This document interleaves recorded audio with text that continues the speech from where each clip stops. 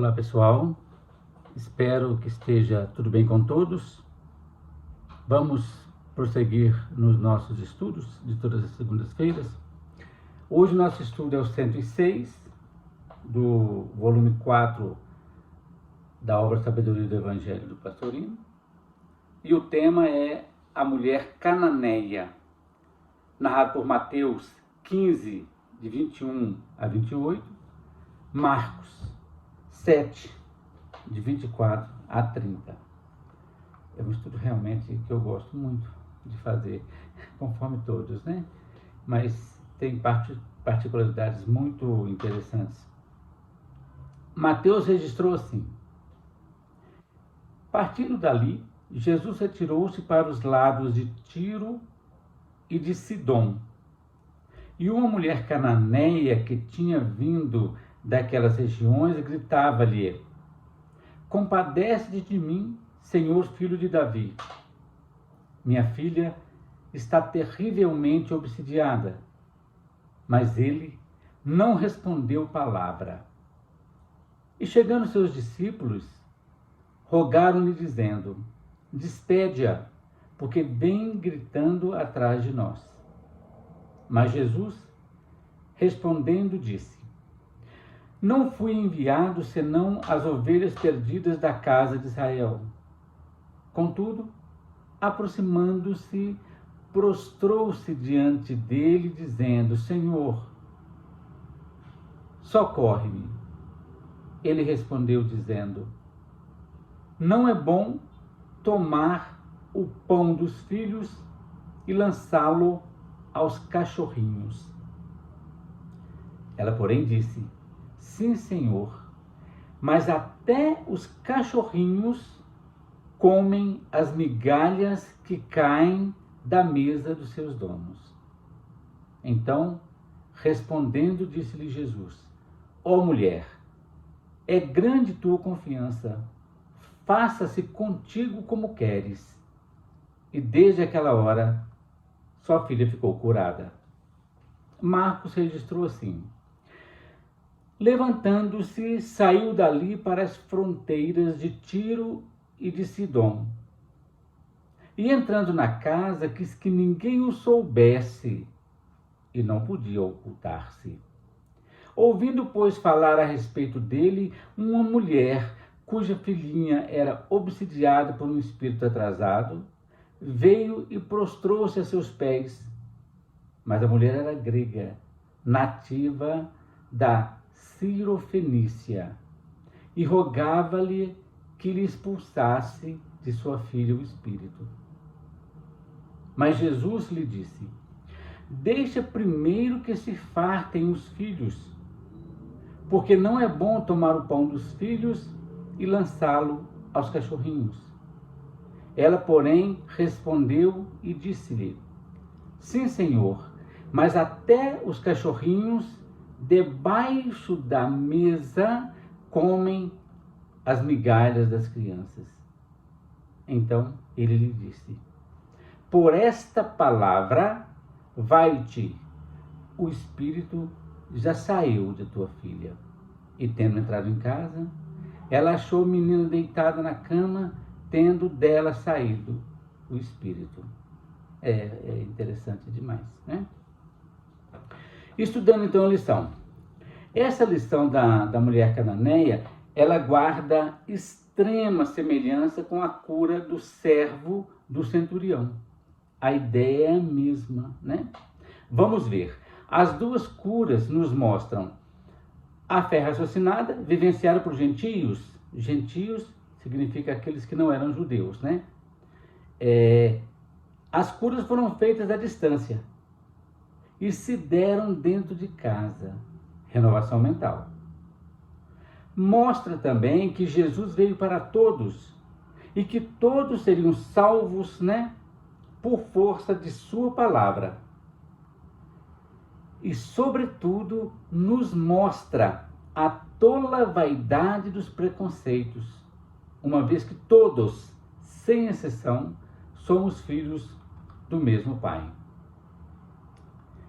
Beleza, vamos lá. No versículo 21 está escrito: partindo dali, Jesus retirou-se para os lados de Tiro e de Sidom, a região da Síria e da Fenícia, uma terra pagã e de extrema miscigenação. No versículo 22, e uma mulher cananeia, ela era grega, sírio-fenícia, pagã, mas já com o sentimento extremamente desenvolvido. Ela, vinda daquelas regiões, gritava-lhe: compadece-te de mim, Senhor, filho de Davi. Olha que interessante, mesmo não sendo israelita, ela conhecia muito bem a história. Chamou Jesus de filho de Davi. Embora estrangeira, então, ela sabia da fama de Jesus. Socorre-me, disse ela, né? Minha filha está terrivelmente endemoniada, provavelmente uma obsessão próxima de um processo de possessão, né? E Jesus, então, nesta lição, aplica a didática fantástica dele, que é a persistência da fé. A gente vai ver isso assim. É uma forma sutil, né, que Jesus utilizou para mostrar aos seus discípulos, né? Por quê? Para os judeus daquela época, só existiam dois povos: judeus e não judeus. Judeus e gentios, não é isso? E atender aquela mulher geraria protesto dentro do seu povo. É um aspecto extremamente infantil, né? Eles agiam como um bebê que nos primeiros anos de vida vê o mundo de duas formas: mãe e não mãe. Tem até aquela série muito interessante, Família Dinossauro, que tem um bebezinho dinossauro que fala: não é mamãe, não é mamãe, né? Para ele também só existia a mãe e o resto. Vendo então Jesus que tudo estava contra aquela mulher, não perde a oportunidade de ensinar a ela, aos apóstolos e a nós, que hoje estamos estudando. O primeiro ponto: o silêncio de Jesus. No versículo 23, está registrado: mas ele, né, Jesus, não respondeu palavra. Não, porque ele tinha desdenhado o pedido da mulher, longe disso, mas para ver a reação dela e principalmente a reação dos discípulos. E a atitude dos apóstolos foi nada animadora, né? Eles chegaram até a rogar a Jesus, dizendo: despede-a, porque ela vem gritando atrás de nós. O que significa isso? De modo geral, nenhum de nós gosta de ser importunado. Eles se sentiram importunados e também achavam que Jesus também tinha se sentido importunado com a mulher. Aí vem a primeira negativa de Jesus. No versículo 24 está escrito: Jesus disse: não fui enviado senão as ovelhas perdidas da casa de Israel. Ovelha significa, né, o animal que é bastante dócil, mas que às vezes se perde do pastor. E perdidos da casa de Israel significa o rebanho afastado dos ensinamentos de Deus. Depois vem a persistência. No versículo 25, a mulher disse, aproximando-se de Jesus, o evangelho disse: contudo, aproximando-se de Jesus, prostrou-se diante dele, dizendo: Senhor, socorre-me. Olha que legal. Traz para nós a ideia de não desistir, de ir até o fim, quando se sabe o caminho. Obedecer, inclusive, aquilo que está no evangelho de Jesus, dito: pedi e recebereis, buscai e achareis, batei, e as portas se realizam abertas. Depois vem a segunda negativa de Jesus, no versículo 26. Não é bom tomar o pão dos filhos, dos israelitas, e lançá-lo aos cachorrinhos, isto é, aos gentios. Aí ela, de modo fantástico, diz no versículo 27. Sim, Senhor. Ela compreendeu a didática imediatamente. Ela sabia muito bem o que o Cristo estava fazendo e concordou com a didática dele. Mas ela disse: sim, Senhor, mas até os cachorrinhos comem as migalhas que caem da mesa dos seus donos. Olha que fantástico que é isso. A humildade aliada à fé raciocinada. Né? No versículo 28, está escrito: então, respondendo-lhe, disse Jesus: ó mulher, grande é a tua confiança, ou grande é a tua fé. Faça-se contigo como queres. E desde aquela hora, sua filha ficou curada. Por fim, né, depois de todos os testes, vamos dizer assim, feitos, a humildade sincera venceu. Lá no livro do Tao Te Ching, de Lao Tse, chamado também de Velho Mestre, lá está escrito, é um livro lindo, né? É de onde vem o taoísmo. Lá está escrito nesse livro: a doçura triunfa da dureza, a fraqueza triunfa da força.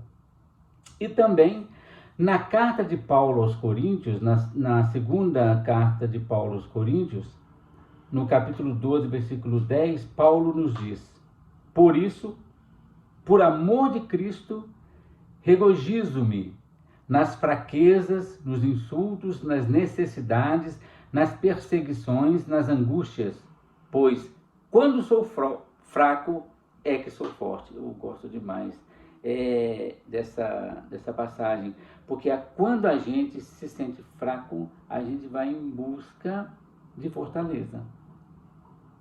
Né? Essa é uma expressão bastante legal. Realmente, a força é vencida pela fraqueza. Cede, né, o poder diante daquela impotência.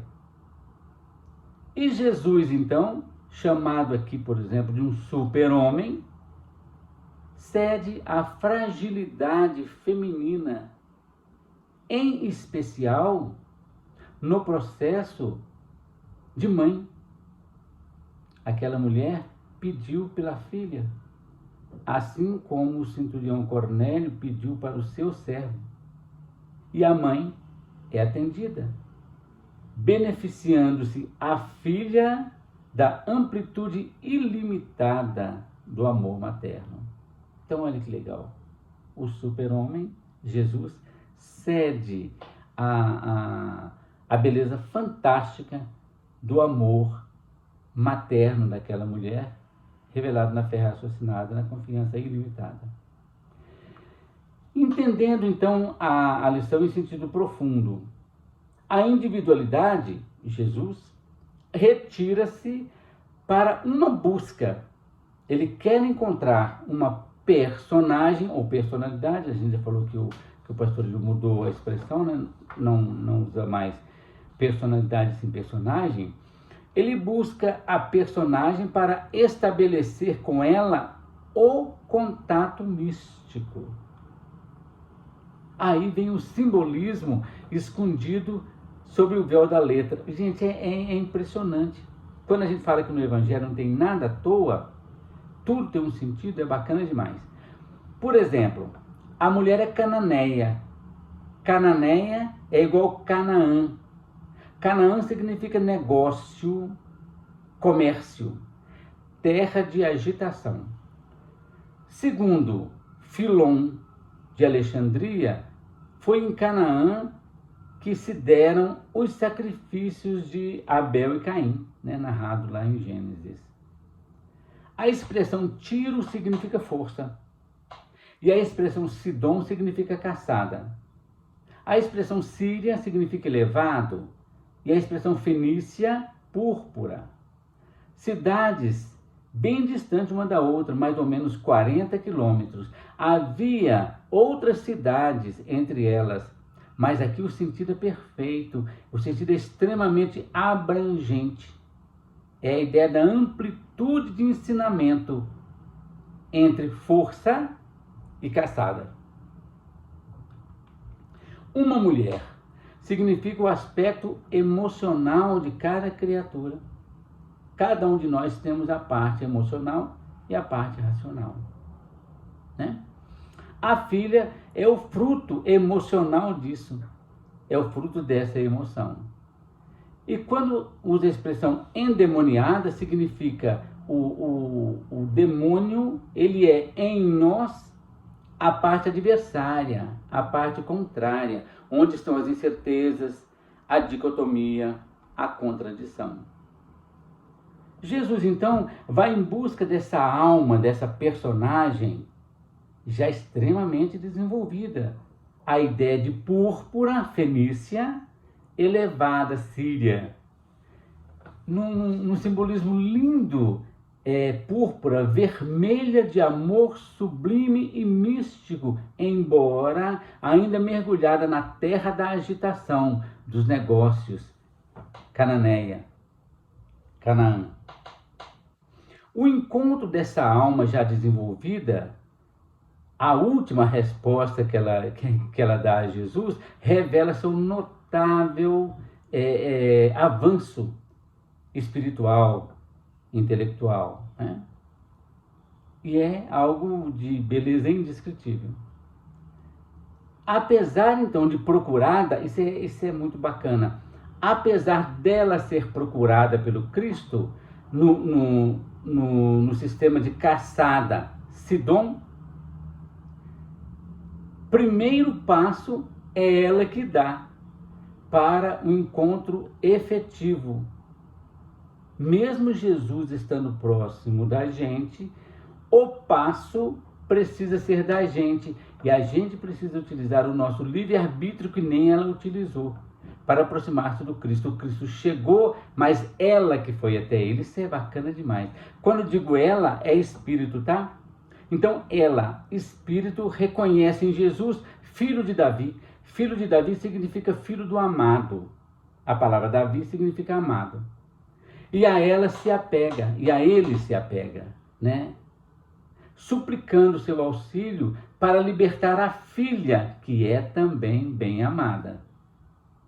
Libertando do corpo das emoções e da terrível obsessão que fazia a menina sofrer. Ela, espírito, busca o domínio das emoções descontroladas por forças estranhas em verdadeira obsessão. E o único caminho para isso é encontrar o Cristo interno, que só se consegue quando se adquire uma condição fundamental, que é a humildade sincera que a mulher revelou claramente, né? Pela humildade verdadeira e sincera é que se sintoniza com a divindade. A criatura identifica-se ao Criador. O Filho une-se ao Pai. E o ser se unifica à essência da vida. Tudo pela via da humildade. Obedecida essa condição, isto é, da humildade, o Cristo manifesta-se plenamente no coração desse ser humilde, preparado, inteligente e ardoroso, cheio de fé e de amor. E nesse mesmo momento da unificação, a filha é curada em casa. Isto é, ocorre o processo da renovação mental. As emoções que eram descontroladas tornaram-se completamente controladas dentro do corpo físico e dentro da tela mental. Gente, é muito bonito isso. Uma coisa que a gente não pode perder nesses estudos que a gente tem feito durante tanto tempo, a gente não pode perder de vista que em todos os passos, os trechos do Evangelho, o ensino é o mesmo. Claro, cristalino, límpido, sem nenhuma discrepância. E não é possível ocultar-se a verdade que transparece tão nítida através de um simbolismo tão maravilhoso quanto esta lição. Obrigado, gente. Na semana que vem, nós continuamos com os nossos estudos. Muita paz a todos.